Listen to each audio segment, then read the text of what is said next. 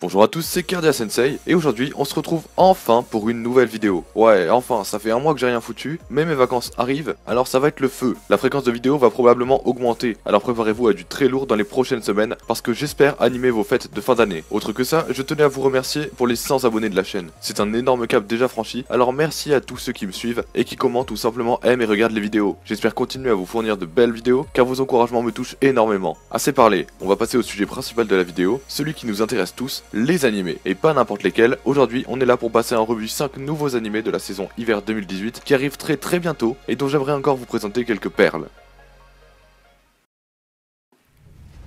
On passe tout de suite au premier animé qui s'avère déjà être de la qualité, j'ai nommé Overlord 2, la deuxième saison d'un très bon animé que vous devriez vous empresser d'aller voir pour être à jour. Alors oui, c'est un isekai, mais c'est un bon isekai, pas comme Death March je sais pas quoi que j'ai critiqué la dernière fois, et dont on ne m'a pourtant dit que du bien, ce qui m'a autant surpris que vous. Avouez, le trailer était pas beau du tout. En revanche, Overlord, je peux vous assurer que c'est de la qualité. La saison 1 était excellente, et j'espère que la 2 le sera autant, même si comme pour Nanatsu no Taizai, je ne me fais pas trop de soucis au vu de la qualité du support d'origine. Overlord est à la base un light novel, certes, mais il a été édité en France, et le premier tome est très sympa à lire, et je vous le recommande clairement si vous êtes amateur de gros bouquins. Pour vous replacer le speech, Overlord c'est l'histoire d'un joueur qui se retrouve enfermé dans son jeu préféré, Yggdrasil, car il y reste connecté lors de la fermeture des serveurs. Oui, c'est un isekai, j'ai jamais dit que le scénario de base serait original. Cependant les PNJ deviennent de vrais êtres vivants avec une vraie conscience, et plus des phrases scriptées toutes pourries, ce qui fait tout l'intérêt de la chose. Le personnage principal, sous le pseudo de Momonga, décide alors de s'imposer en tant que légende dans ce monde, dans lequel il est le dernier joueur. Et puis au moins ici, on peut pas dire que le protagoniste ressemble à Kirito, ce qui en soi est déjà un très gros point positif.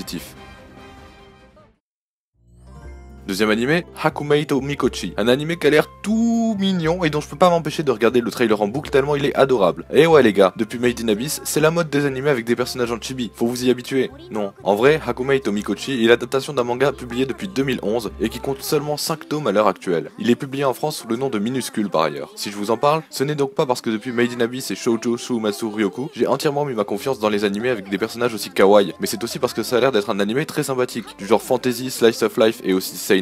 C'est exactement par ce genre d'animé qu'on vont être remplacés les isekai dont je vous ai parlé plus en détail dans une précédente vidéo. Et ouais, les animés de fantasy reviennent en force, et c'est pas pour me déplaire. Dans Hakumei to Mikochi, on suit l'histoire de deux minuscules jeunes filles, Hakumei et Mikochi. Et quand je dis minuscules, j'insiste bien sur le mot, puisqu'elles ne mesurent que 9 cm. En gros, c'est les Schtroumpfs mais en animé et en plus mignon, parce que le Japon ça rend toujours tout mignon. Après, pas grand chose à dire d'autre que ça, vu que c'est un slice of life axé comédie, qui sera sans doute plus divertissant à regarder qu'intéressant pour une intrigue et des rebondissements. Néanmoins, le fait qu'il soit classé en seinen n'annonce que du bon. Alors j'espère que nous serons encore une fois agréablement surpris par un de ces animés à l'atmosphère envoûtante qui me rappelle personnellement presque les films de Ghibli.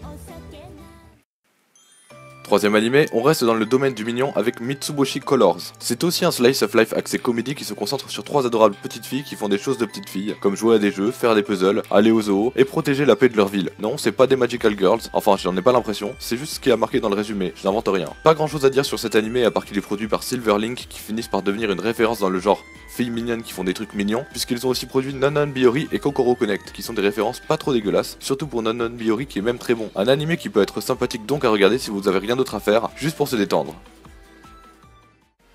Et puis voilà, on en a marre des animés mignons. Alors changeons brutalement de registre pour le quatrième animé. Vous connaissez Higurashi no Nakokoro ni Blood Sea? Eh bien je vous laisse deviner le genre de l'animé que je vais vous présenter. Pour les personnes sensibles, je préviens. Il s'agit d'un animé d'horreur assez dérangeant basé sur l'œuvre de Junji Ito, un mangaka de renom dans le domaine du dérangeant. Alors bien que le trailer soit assez soft, si vous ne supportez pas le gore, rendez-vous pour le cinquième animé autant que j'indiquerai sur l'écran. Tout le monde est prêt? Parfait, alors parlons de Ito Junji Collection. C'est un animé qui va reprendre plusieurs histoires d'horreur basées sur les mangas de Junji Ito, comme j'ai dit précédemment. Et je vous déconseille de chercher son nom sur Google, sauf si vous avez le cerveau bien accroché. Il est connu pour faire dans le macabre, et c'est pas la petite frayeur que vous vous faites en allant au cinéma voir un film d'horreur avec 2 ou 3 screamers. Là c'est dérangeant, perturbant, et vous risquez clairement d'avoir du mal à vous rendormir si jamais vous êtes trop jeune pour ça. J'ai un peu hésité avant de parler de cet animé, mais au final je me dis que la majorité de mon public devrait être assez âgé pour ne pas trop craindre ce genre de choses. Et puis je vous avertis, donc venez pas vous plaindre. Donc pour ceux qui aiment se faire peur, voici un animé comme on en fait peu, à regarder dans le noir, la nuit, cet hiver.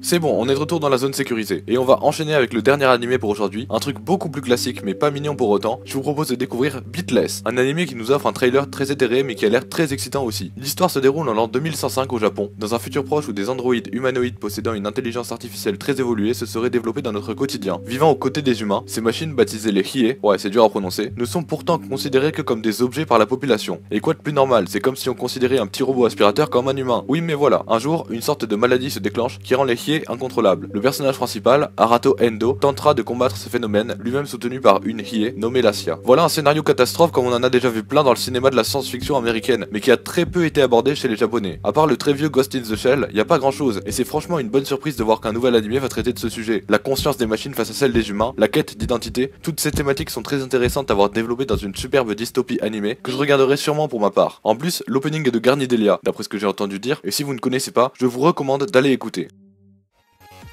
Et voilà, on en a fini pour cette vidéo. Que comptez-vous regarder cet hiver? Que pensez-vous des animés que j'ai présentés aujourd'hui? N'hésitez pas à me laisser votre avis dans les commentaires, je lis tout et réponds à tout avec grand plaisir. Pouvoir échanger avec d'autres personnes sur les animés est la raison principale pour laquelle j'ai créé ma chaîne après tout. Alors faites-vous plaisir. N'hésitez pas non plus à vous abonner pour ne pas rater les prochaines vidéos qui, comme je l'ai dit, vont arriver très vite et très nombreuses. Ça va être l'avalanche de Noël et j'espère que vous serez là pour suivre. Merci d'avoir regardé jusqu'au bout, je vous dis à la prochaine, ciao!